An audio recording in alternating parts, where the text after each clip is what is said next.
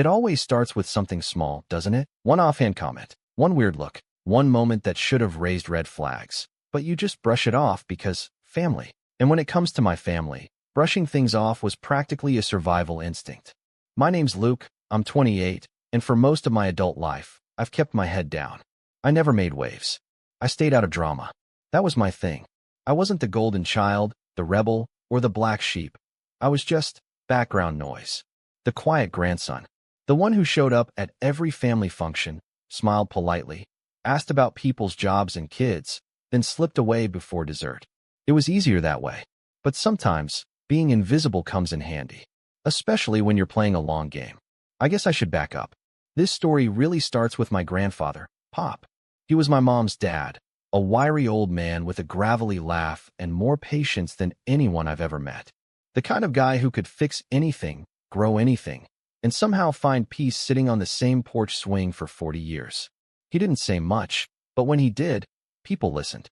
Pop owned a small cluster of properties outside the city. Nothing flashy, but the kind of land that had grown more valuable with each passing year as the suburbs crept closer.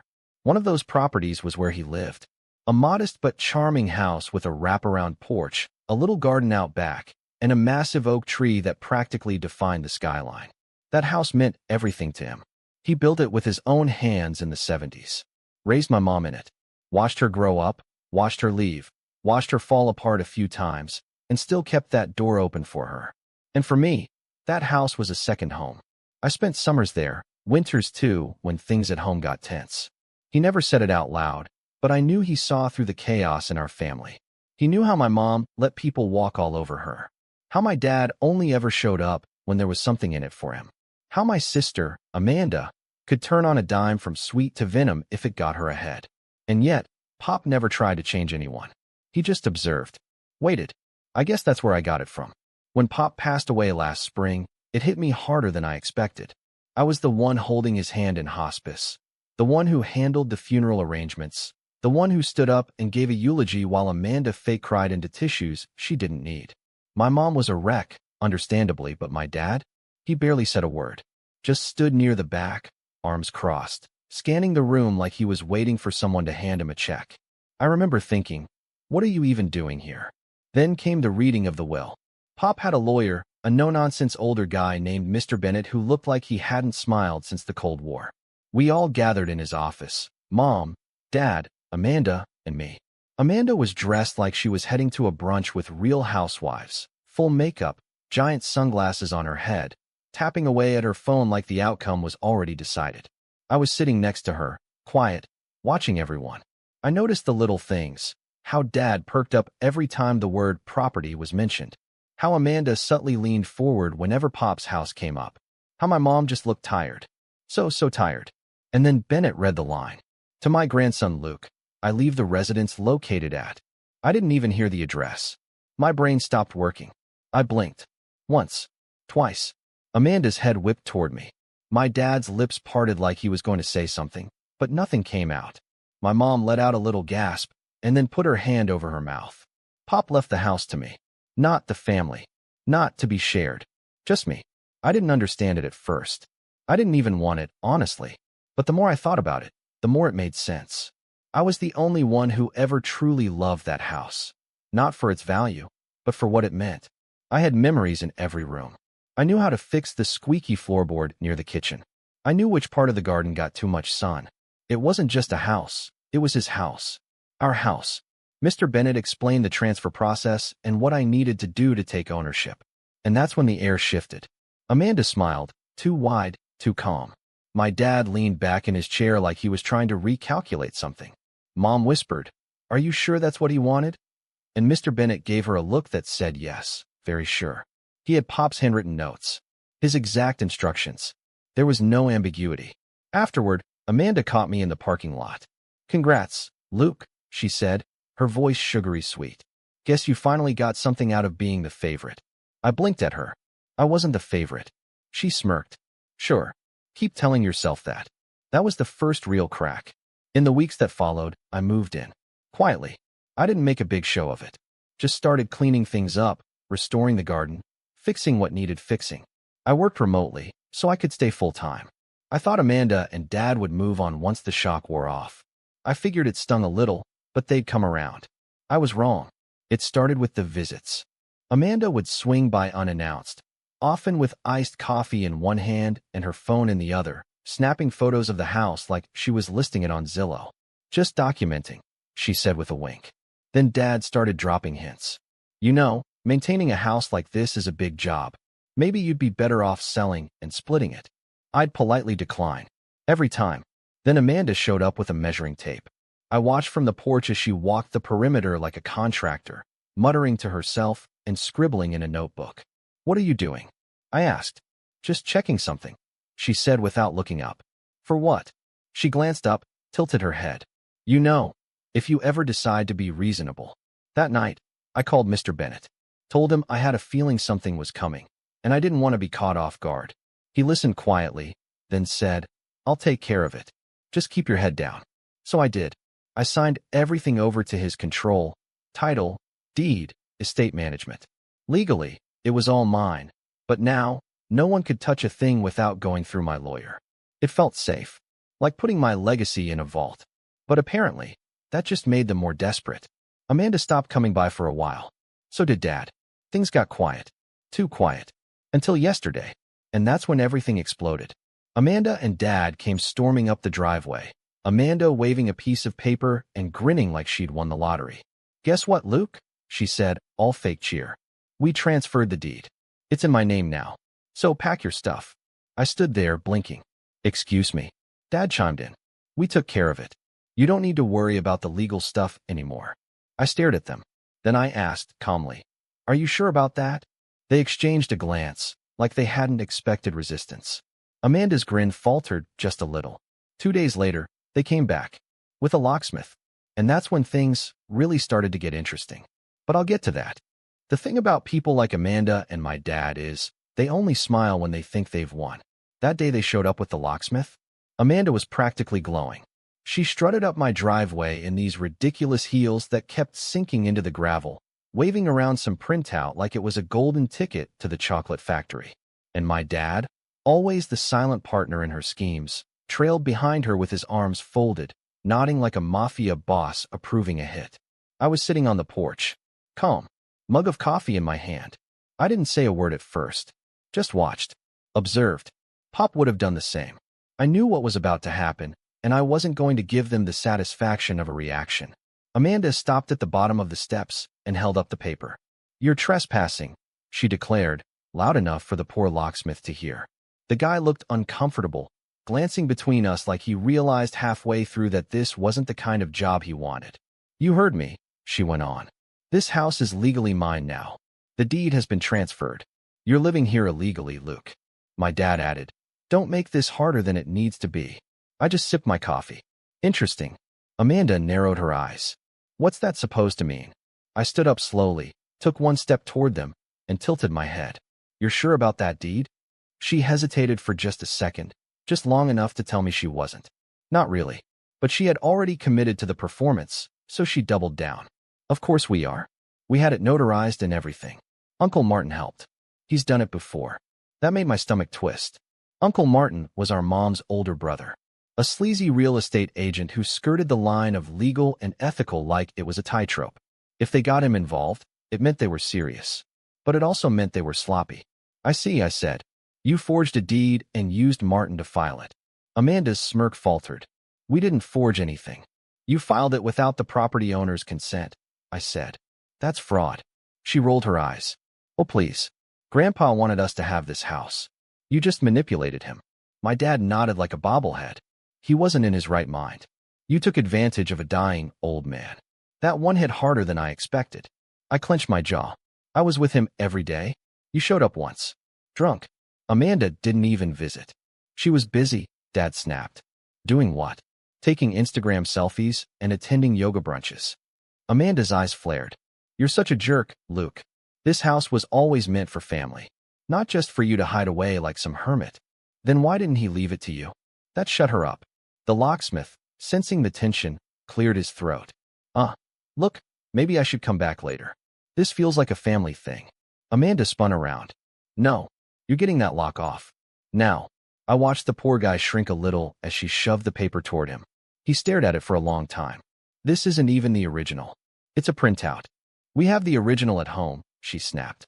This is just a copy. Even so, he said carefully, I can't legally remove a lock if the occupant says they live here and have proof of ownership. I smiled. Would you like to see mine? Amanda turned scarlet.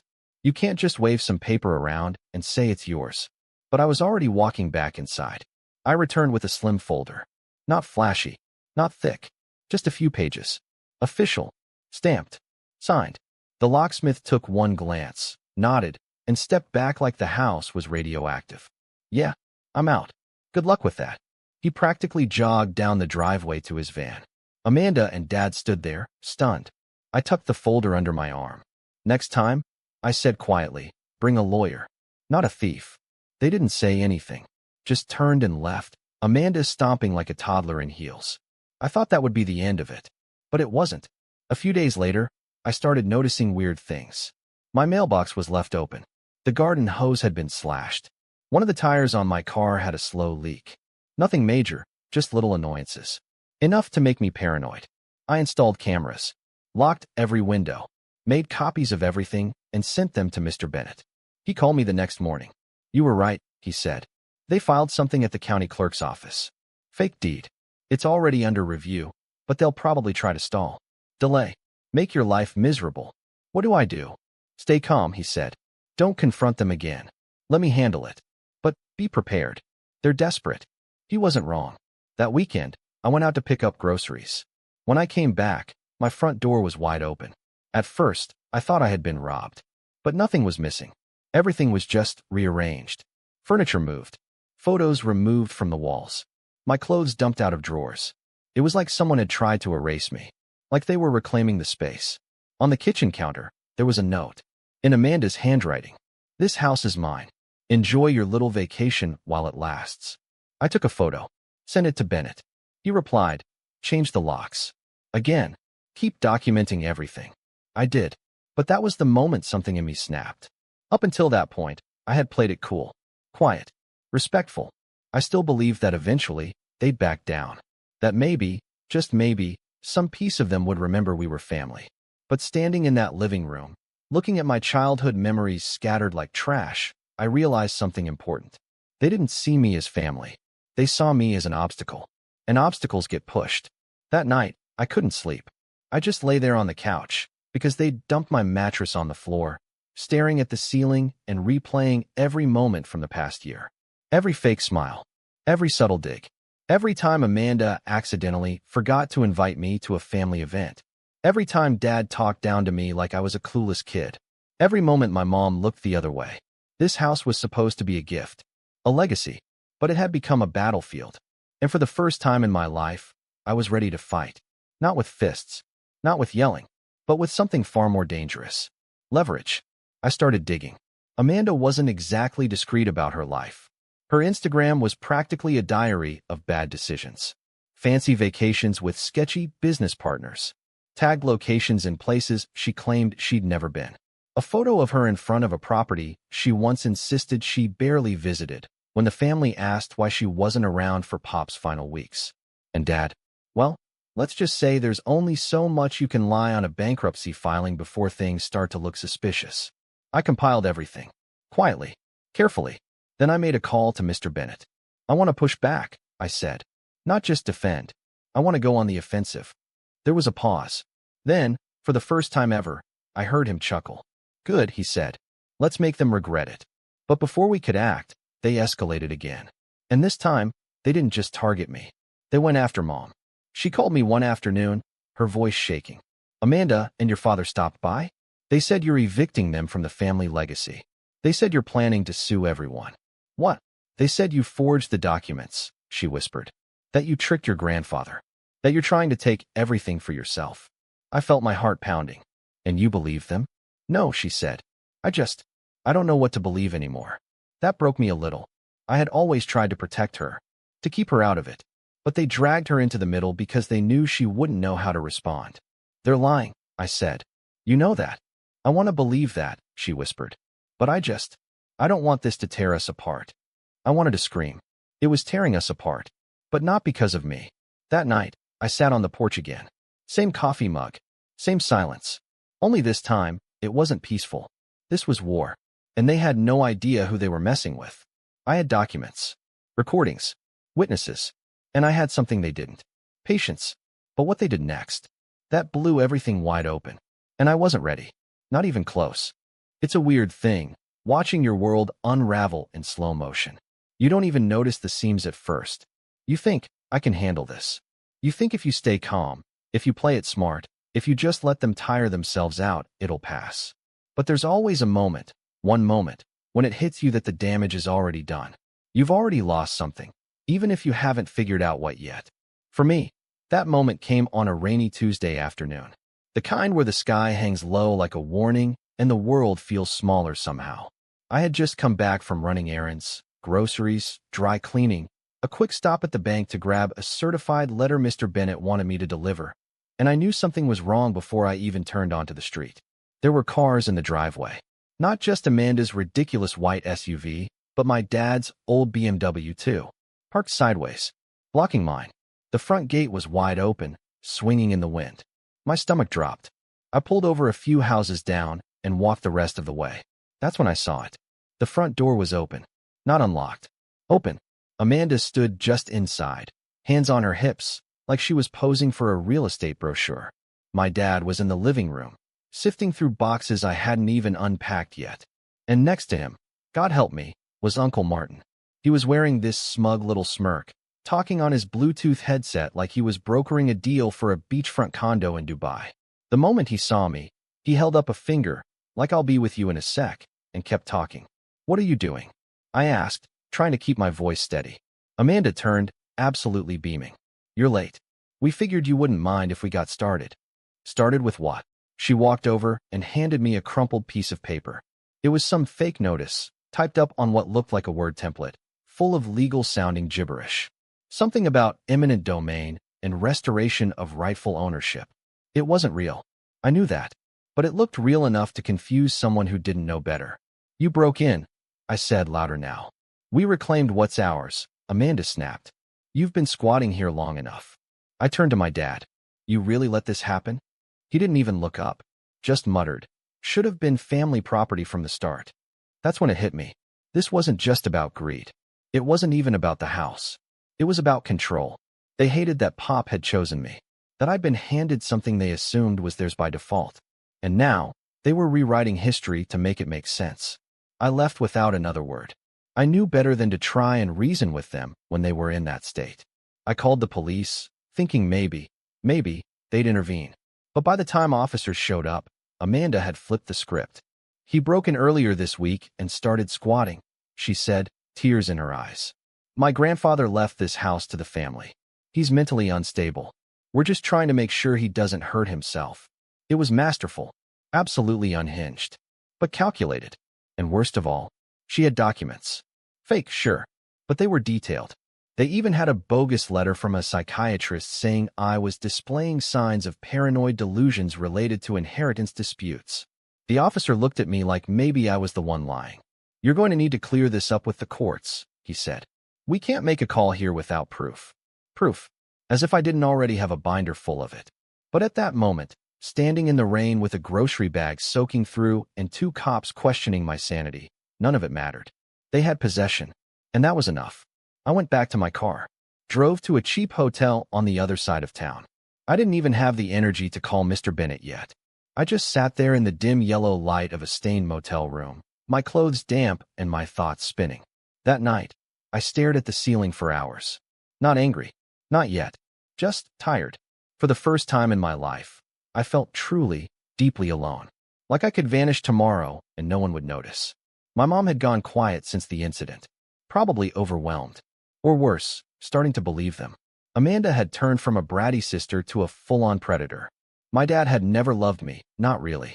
And Pop? He was gone. The only person who ever saw me. I hit bottom. Rock bottom. And maybe that's what I needed. Because the next morning, something changed.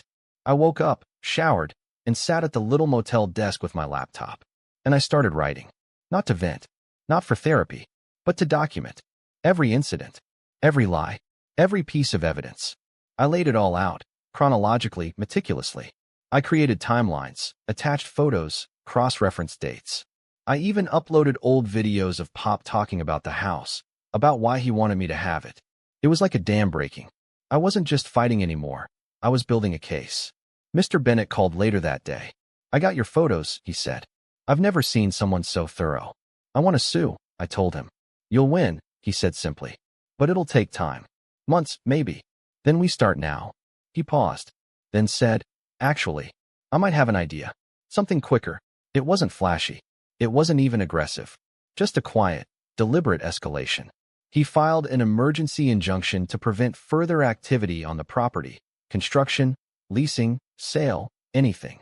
Then he triggered a legal motion to investigate the forgery of the deed. But the best part? He looped in a title insurance investigator, someone who loved this kind of mess. Within days, Amanda's fake documents started to unravel. Uncle Martin's name flagged a half-dozen previous property disputes, including one that ended with a quiet settlement for clerical errors. Suddenly, people were watching. Not just lawyers. Authorities. Amanda had no idea. Neither did Dad. I played it cool. Stayed silent. Let the pressure build. And in the meantime, something strange started happening. I started to heal. Not all at once, but little things. I reconnected with an old friend who offered their guest room. Got out of the hotel. Started going on long walks again. Cleared my head. I even started freelance consulting on the side. Something I hadn't done in years because I'd always felt like I wasn't good enough. But now I was too angry to feel small. I was discovering something Pop had always hinted at, but I'd never really understood until now. Power isn't loud. It's quiet. It's the person who listens instead of shouts. It's the one who documents, who waits, who prepares. Power is control, and control is knowing when to strike. That's when the email came in. From the county recorder's office. Subject line, urgent, fraudulent deed investigation update. And what it contained was the spark that would change everything. I must have read the email 10 times, just staring at the screen while the words soaked in. It was short, clinical, and free of drama, which, weirdly, made it even more satisfying. The investigation into the contested deed has confirmed multiple inconsistencies in signatures and notary records. A formal hearing has been scheduled. Interim property control will revert to the original recorded owner pending final judgment. Translation? They were caught. Amanda, my dad, Uncle Martin, they'd pushed their luck too far, and now the legal system was finally taking notice. It wasn't over yet, not even close, but this was the opening I'd been waiting for. The moment where the tide starts to shift. And I didn't want to just get justice. I wanted them to feel it. All of it. The betrayal. The humiliation. The blind, greedy arrogance of thinking they could walk into my life, rip out the one piece of my legacy that mattered, and smile while doing it. That email was the spark. But the setup? That was going to be art. I called Mr. Bennett that night. He was calm as always, but I could tell he was pleased. "They overplayed their hand," he said. "We'll get your house back, Luke. But if you want more than that, we need to go deeper." "I do," I said. "I want everything they've done on record." "Then let's start with Uncle Martin." The next morning, Bennett filed a formal complaint with the state licensing board for real estate professionals. It wasn't hard. Martin's name was already on a watch list, and our evidence, including the forged deed, false notary stamps, and that sketchy Word doc Amanda had shoved in my face, was the nail in the coffin. Then we filed a civil suit. Fraud, forgery, trespassing, emotional damages, property interference, the works. Bennett even added Amanda's name directly to the complaint, not just as a participant, as a primary actor. "Make her feel it," I told him. "Oh, she will." But I wasn't just building legal cases. I was building leverage. And leverage, as Pop once told me, is best used when no one sees it coming. That's when I started reconnecting with the family. Not Amanda or Dad. No, the rest of them. The aunts and uncles. Cousins I hadn't seen in years. People who still talked about Pop like he was a legend. Which, to me, he was. It started with one cousin, Melanie. She was older than me by a few years, but we'd always gotten along when we were kids.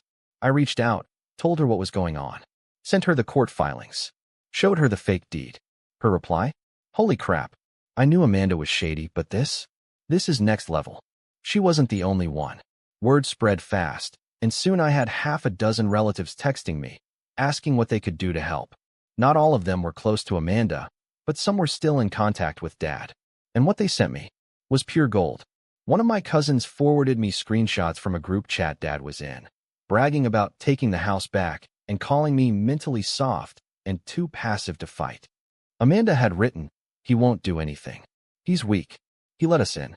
That one stung, not because she was wrong, but because she used to know I wasn't. But she forgot something important. I don't fight loud. I fight quiet. And while they were out there flexing fake paperwork and high-fiving each other for breaking into a dead man's house, I was lining up a strategy that would hit them so hard they'd feel it in their tax returns. See, I remembered something else Pop used to say. When someone takes something from you, don't just take it back. Take back twice as much, and make sure they see you smile while you're doing it. So I decided I wasn't just going to reclaim the house. I was going to ruin their reputation. Financially, legally, socially, and I was going to do it with their own words. The cousin who had the group chat screenshots also happened to have access to some juicy info. Amanda had been applying for a business loan. Apparently, she was planning to open her own yoga studio/wellness cafe, and she had been using the property as collateral. Except, of course, she didn't own it. That was bank fraud. Bennett nearly choked on his coffee when I told him, "Can you get me those applications?" Already on it. He drafted up another motion, this time aimed directly at freezing any attempts to use the disputed property in financial transactions. It was obscure, but legal, a kind of temporary lien pending outcome of fraud litigation. We sent the freeze notice to every local bank we could find. That same week, Amanda's loan got denied. Then came the cherry on top. I reached out to a family friend who worked in local real estate and asked if he could run a discreet background check on Uncle Martin's listings. Two popped up with similar clerical inconsistencies. Bennett filed complaints with those owners, too, letting them know they might be victims of title fraud. By the end of the month, Martin was under review by the state board. And Amanda? Well, Amanda started losing followers. I didn't even have to do anything for that part. Her Instagram had been full of flashy posts about manifesting property wealth and how I inherited a $1.2 million estate by aligning with my truth. Once news started to spread that she was being sued for stealing that property, people turned. One of my cousins anonymously posted the court docket in the comments. Then someone else uploaded a screenshot of the fake deed with the caption, "This you?" She lost 2 sponsorship deals that week. But here's the part one haven't told you yet. The house. I never left it. I let them think I did. That rainy day when Amanda staged the fake takeover, I drove away, sure. I stayed at the motel. But before I left, I installed a hidden camera, one of those tiny pinhole ones Pop used to keep in his workshop for security, tucked right into the bookshelf behind the couch. It recorded everything. Every time Amanda walked in and declared the place hers. Every time my dad opened drawers and muttered about what he was going to sell. Every time they laughed about me being too slow to fight back. And every time they made calls, to the bank, to Martin, to potential renters, discussing terms. That footage was now sitting on Bennett's desk. "I've seen criminal trials with less evidence," he said. But I wasn't finished yet. Because now that I had control of the legal narrative and the emotional upper hand with the extended family, it was time to hit them where it really hurt. Their pride. So I waited for the perfect moment. And when it came, oh, it was beautiful. 2 days before the court hearing, Amanda planned a house blessing event. She posted about it online, invited friends, influencers, and even a few distant family members who didn't yet know the truth. She captioned it, "So proud to continue Grandpa's legacy. Can't wait to show you all the renovations." Renovations. That's when I knew I had her. Because altering the property while it was under legal dispute, that's not just stupid. That's illegal under the injunction. So I made a call to the county. Then I made another one. And then I made a third. And on the day of the house blessing, Amanda showed up with her little white balloons and catered vegan cupcakes, only to be greeted by a sheriff's deputy, a court officer, and a very polite county inspector holding a cease and desist notice. They shut the whole thing down in 20 minutes. People started asking questions. And then I walked up the driveway, documents in hand, smiling like I was there for the cupcakes. Amanda turned ghost white. "You're not supposed to be here," she hissed. I held up the court notice. "Actually, I am." Her voice cracked. "You're insane." "Maybe," I said, stepping past her. "But I'm still the legal owner." And then the front door creaked open. and for a second Amanda looked like she'd seen a ghost. Standing in the doorway wasn't me. It was Mr. Bennett, in a sharp gray suit, legal folder in one hand, and a court officer standing directly behind him. Calm, unbothered, like he was stepping into a conference room and not a battlefield that had once been my grandfather's porch. Amanda froze. Her eyes darted from me to Bennett to the sheriff's deputy beside the county inspector. Dad, who had just rounded the corner of the house holding what looked like a tray of wine glasses, stopped mid-step and blinked like a deer in headlights. Uncle Martin? Nowhere to be seen. The house blessing party had fizzled into a puddle of confusion. Guests murmured. Someone whispered, "Is this that lawsuit thing?" The decorator awkwardly deflated a balloon. Amanda's yoga instructor friend snapped a picture for Instagram, then immediately deleted it when she realized what was happening. Bennett took a step forward. "This property," he said, voice clear, calm, and just loud enough, "is currently under injunction due to a pending fraud investigation. No gatherings are allowed, no alterations, and certainly no attempts to transfer or lease ownership." Amanda's mouth opened, then closed, then opened again. "This is a family event," she said, flailing. "We're just honoring Grandpa's legacy." "You mean the legacy you attempted to falsify legal documents to steal?" Bennett replied flatly. "Those weren't falsified," she said, her voice cracking. "You're just jealous because, she turned to me. Because he manipulated everything." Bennett ignored her. He turned to the court officer. "Execute the notice." The officer stepped forward and handed Amanda an envelope. "Another to my dad. I suggest you vacate immediately," the officer said. "Any continued occupation of this property without the owner's consent may be considered trespassing and will be enforced accordingly." "This is insane," Amanda shouted. "You can't just throw us out like criminals." She looked to Dad, waiting for backup. But Dad didn't say anything. Just stood there, tight-lipped, hands gripping the wine glasses. The color had drained from his face. And for the first time in my life, I saw it, fear. Not anger, not arrogance. Fear. Because even he knew this was over. I stepped forward. "Let me be very clear. You broke into this house. You staged fraudulent documentation. You attempted to use the property as collateral for a business loan. You tried to sell it. You had no right." Amanda was shaking now. "We were just trying to take back what should have been ours." "But it wasn't," I said. "It never was." She lunged forward. "Grandpa loved all of us. He would have wanted. Grandpa saw through you." I snapped, my voice rising now. "He knew exactly who you were, Amanda. That's why he didn't leave the house to the family. That's why he left it to me. Because he saw who showed up when it mattered. And he saw who didn't." She flinched like I'd slapped her.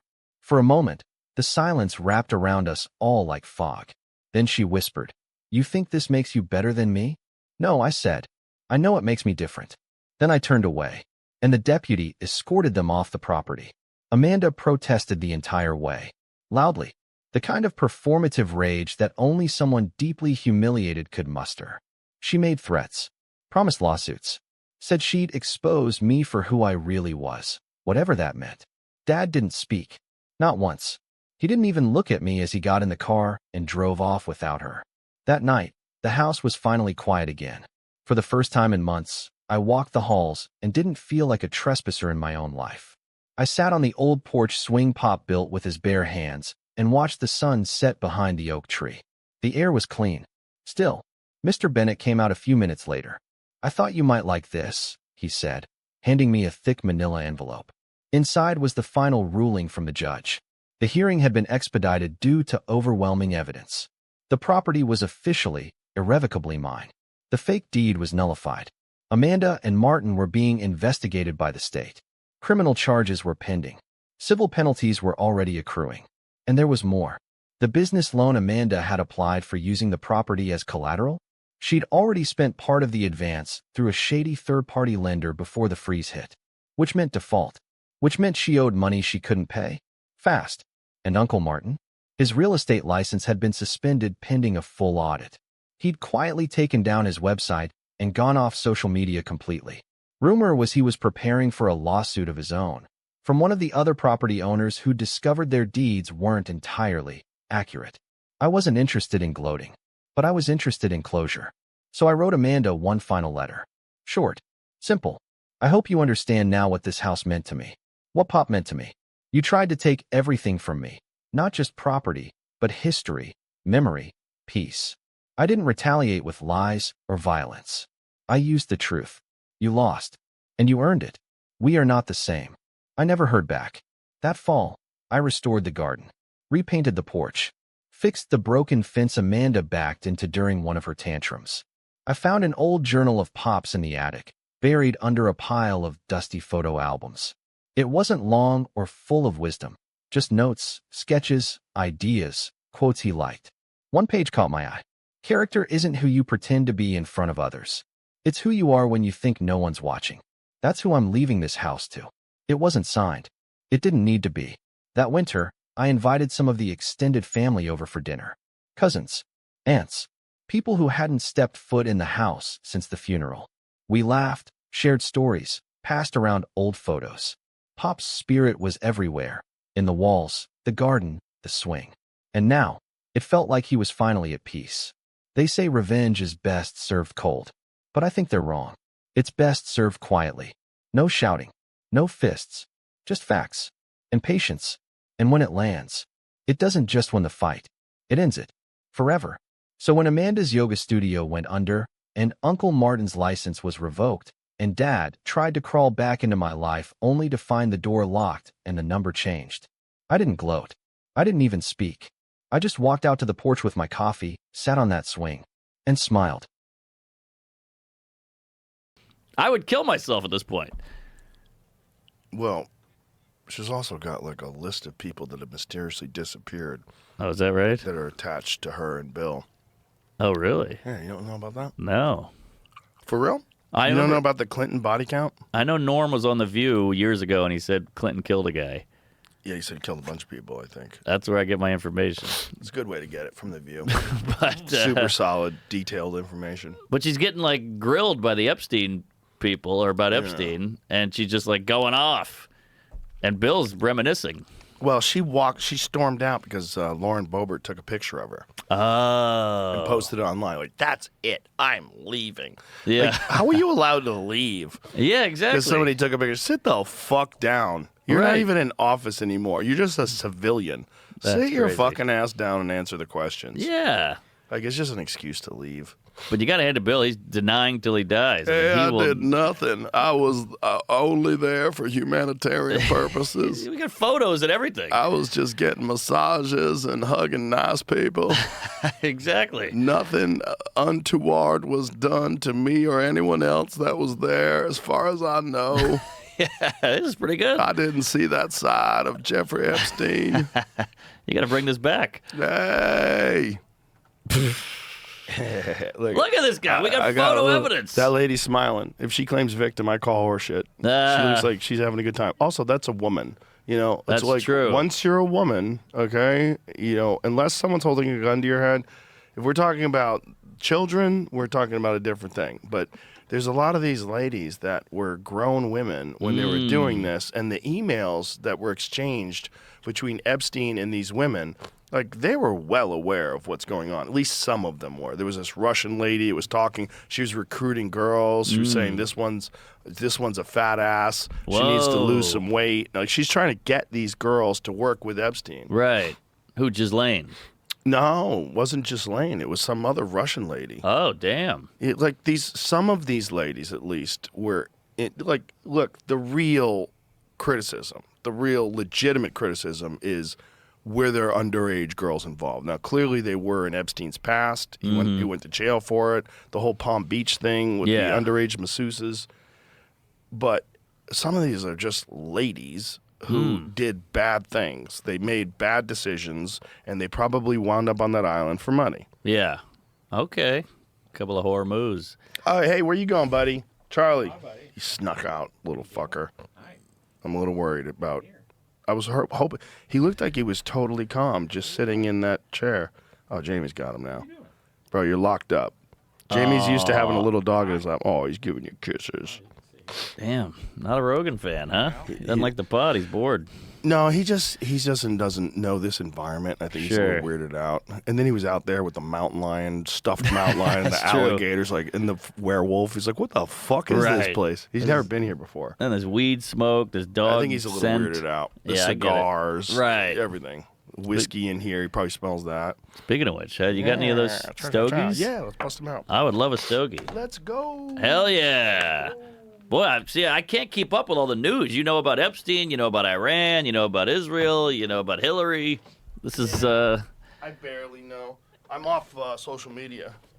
I've been off social media for a while. The only time I'm on is when someone sends me something funny. oh, And then yeah. I go and check it, and then I find myself scrolling for like 30 seconds, and I would stop. That's how they get Stop you. fucking scrolling. It's impossible. They're These, so good at it. These say knuckle sandwich. Where did these come from? Hmm. Knuckle sandwich is that can't